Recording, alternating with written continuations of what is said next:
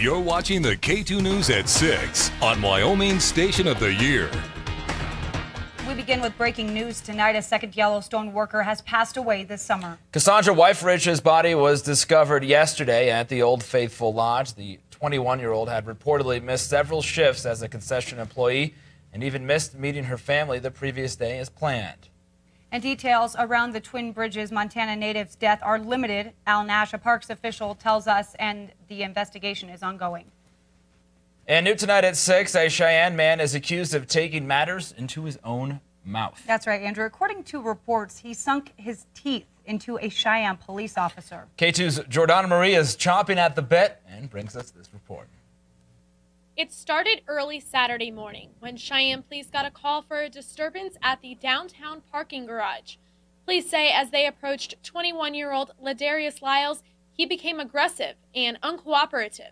During the investigation, Lyles ended up getting into an altercation with the police officers and actually assaulted two of them. Police reports say as the officers were trying to restrain him, Lyles continued to struggle and slammed one officer into a parked car. The report goes on to say that's when one officer used his taser, bringing Lyles to his knees where they were able to put him in handcuffs. The use of the taser can be introduced at any point during the use of force based on the totality of the circumstances. In this case, they started trying to physically apprehend him. That's when the officer started getting hurt or thrown against a wall, and an officer pulled out his taser and used it. Officers then started walking Lyles down this stairwell to a waiting patrol car downstairs, where he continued resisting arrest, slamming the officers against the wall. Police reports say they took Lyles to Cheyenne Regional Medical Center, where he refused to answer questions and at one point bit a third Cheyenne police officer. With the use of police force a hot topic these days, many officers want to remind the public each situation is different. The use of force is all dependent upon the totality of the circumstances, on what use of force can be used in which incident. Every incident's different, but of course officers can use the necessary force to effect that arrest. In Cheyenne, Jordana Marie, K2 News. And Lyles faces 10 years apiece for each officer he assaulted, as well as up to 5 years for previous crimes. The 3 officers assaulted are not believed to be seriously injured and are back to work tonight. Well, safety, it's the #1 priority for school districts across the Cowboy State. And when it comes to school buses, the law is on their side. In Wyoming, it's illegal to pass school buses that are displaying flashing lights and a stop sign. And to prevent these so-called drive-bys, the new law requires all buses in the state to have external cameras by the start of next school year. Laramie County District 1 already has 5 cameras installed. The rest will be placed next week. The district's transportation administrator says this is an issue that needs to be fixed.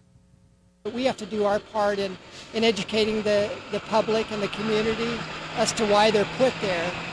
And hopefully it will be a safety and a deterrent for those people that think that they can drive by a stop arm camera and flashing red lights on a bus. And this is how it works. Once in place, the cameras will catch any cars illegally passing a school bus. Now in Cheyenne, the footage is then turned over to the Cheyenne Police Department. And new tonight, a Kelly Walsh student is okay after being hit by a car on her way to school. The accident happened yesterday afternoon. According to police reports, 18-year-old Kaylee Birch was walking west towards K-Dub when she was struck. The driver, 24-year-old Trent Bolte, was traveling south on Walsh Drive when he hit the student in a designated and signed crosswalk. Bolte admitted he had sun in his eyes and was also distracted by his ringing cell phone. The student was sent to the hospital. Now, it is unclear of the extent of her injuries, but officials believe she suffered minor non-life-threatening, and the driver was cited. Now to a scary scene from Powell. A high-speed chase hitting speeds of over 100 miles an hour through the west side of town. The Powell Police Department released dash cam video this afternoon, and K2's Xavier Walton brings us the story. Sirens blared on Powell's west side during a high-speed chase through town.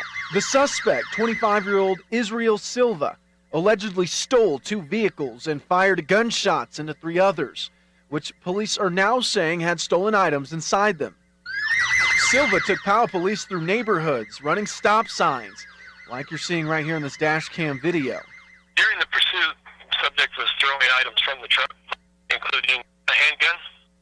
Now, it's too dark to see him throwing things from the car, but what you do see is the officer starting to pull back. That's because Silva got up to speeds exceeding 100 miles per hour, making it far too dangerous to pursue closely. Now, as you can see from the video, eventually left the pavement, took some irrigation-type roads around fields. The chase went on for nearly half an hour. Then, you see the truck start to lose control. Silva swerved off the road, got caught in irrigation piping and some mud. After retracing the chase, police found the handgun Silva allegedly threw out the window. Silva faces a slew of charges, including aggravated burglary, reckless endangerment with the firearm, and eluding law enforcement.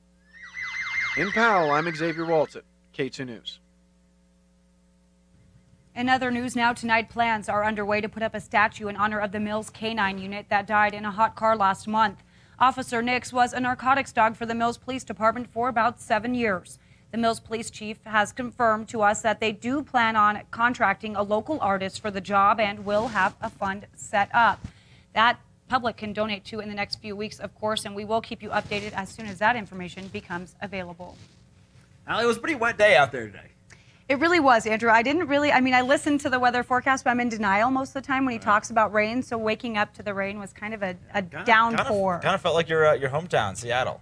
A little bit, yeah. We get a lot of rain up in Washington, but it definitely feels fall-like here right now, which it's too soon. Raindrops are falling on my head. Yeah, you should. No hat today? No, I actually might have to wear one in between shows because the rain will then ruin my bronzer, get all over my shirt. You don't want that. No. Or you could just, put one of those protectors right here. That'd be nice. Or we could just toss it over to Eric Dean now standing by in the Weather Center. Eric, any more rain expected for tonight? Well, Andrew, I don't think I'm going to mess up your hair there. For rain chances will be on the increase for tonight. Let's go ahead and go full screen and take a look here at the current conditions outside as Andrew laughs at me. 66 degrees in Casper, 59 in Riverton, 56 in Cheyenne.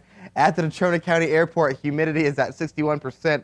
Barometric pressure is at 30.14 and steady with winds out of the south at 6 miles per hour. Statewide temperatures, the majority of the state seeing temperatures in the 50s and 60s, 56 in Cheyenne, 68 in Torrington, 66 in Newcastle. And then we do have some 70s on the map, 74 Buffalo, likewise in Worland, 1 degree cooler in Cody. And look at Sheridan. Yeah, you're reading that correctly.